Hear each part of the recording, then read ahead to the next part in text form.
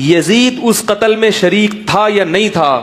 نہ اس بارے میں ہمیں حضرت حسین کا کوئی قول ملتا ہے، نہ کوئی صحیح حدیث ملتی ہے، نہ کوئی بہت مستند تاریخی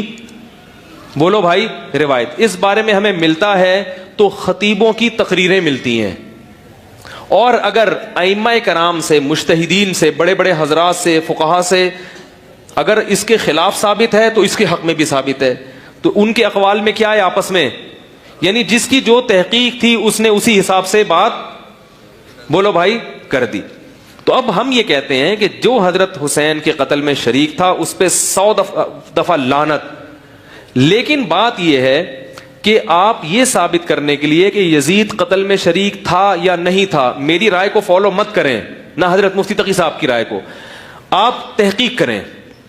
اگر آپ نے تحقیق کرنی ہے تو تحقیق کا طریقہ یہ ہے کہ جو یزید کو قاتل کہتے ہیں ان کی تحریریں بھی پڑھیں، اور اشاعت التوحید کے بعض علماء نے یزید کے حق میں کتابیں لکھی ہیں۔ انجمن اشاعت توحید ہے نا جو کے پی کے میں پنجاب میں بہت بڑی جماعت ہے، ان کے بعض علماء نے، میں ان کتابوں کا نام اور حوالہ اس لیے نہیں دوں گا کہ پھر میرے اوپر بمبارمنٹ کہ آپ اس کو پروموٹ کرنے کے لیے، اصل میں مقصد تھا اس کتاب کو پروموٹ کرنا، وہ آپ خود ہی تحقیق کر لیں۔ بعض علماء نے کتابیں لکھی ہیں جس میں دلائل سے انہوں نے یہ ثابت کیا ہے کہ یزید حضرت حسین کے قتل میں شریک بولو بھائی نہیں تھا، اور فاسق فاجر بھی نہیں تھا، لہذا وہ رحمت اللہ علیہ کہتے ہیں۔ تو پھر آپ رحمت اللہ علیہ والے بھی تحریریں پڑھیں، لعنت اللہ علیہ والی بھی تحریریں پڑھیں، اس کے بعد پھر آپ ایک رائے قائم کریں۔ ادھر کی پڑھی ہیں ادھر کی پڑھی نہیں ہے، اور جو ذرا سی بات کرتا ہے اس پہ آپ نے لعنتیں بھیجنا شروع، یہ اندھی تقلید ہے۔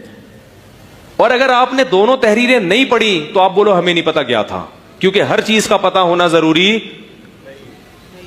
بھائی، ہر آدمی کے پاس اتنا ٹائم نہیں ہے نا کہ ادھر کی بھی سنے ادھر کی بھی سنے، اور یہ اسلام کے بنیادی مسائل میں سے ہے نہیں۔ اسلام کے بنیادی مسائل میں اتنی چیز تو ہے کہ اہل بیت کا دشمن اور ان کا قاتل لعنتی ہے، اس سے ہم کسی صورت میں محبت نہیں کر سکتے، یہ تو ہمارے ایمان کا حصہ ہے، کیونکہ اہل بیت سے محبت ہمارے ایمان کا جزو ہے۔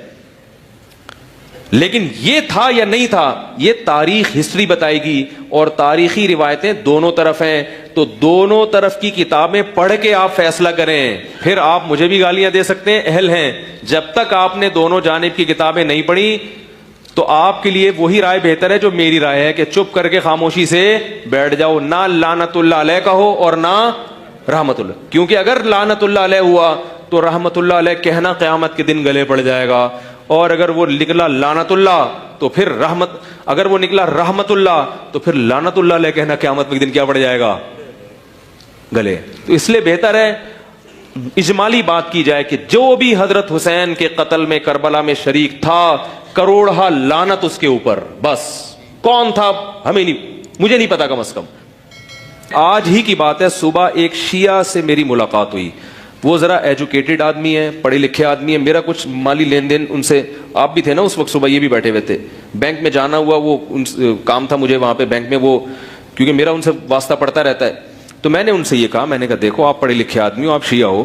مجھے ایک بات بتاؤ، میں اگر یہ کہتا کہ حضرت حسین کے قاتلوں پر لعنت بھیجنا جائز نہیں ہے تو آپ 100 دفعہ مجھ پہ لعنت بھیجتے۔ ہم کہتے ہیں حضرت حسین کے قتل میں جو جو شریک تھا، جس نے حکم دیا حضرت حسین کے قتل کا، کروڑہا لعنت ہو اس کے اوپر، کروڑہا لعنت۔ لعنت کا لفظ اس کے لیے کیا ہے؟ چھوٹا ہے، کروڑہا لعنتیں اس کے اوپر۔ یہ ہمارا عقیدہ ہے اور اہل بیت سے محبت کا تقاضا ہے۔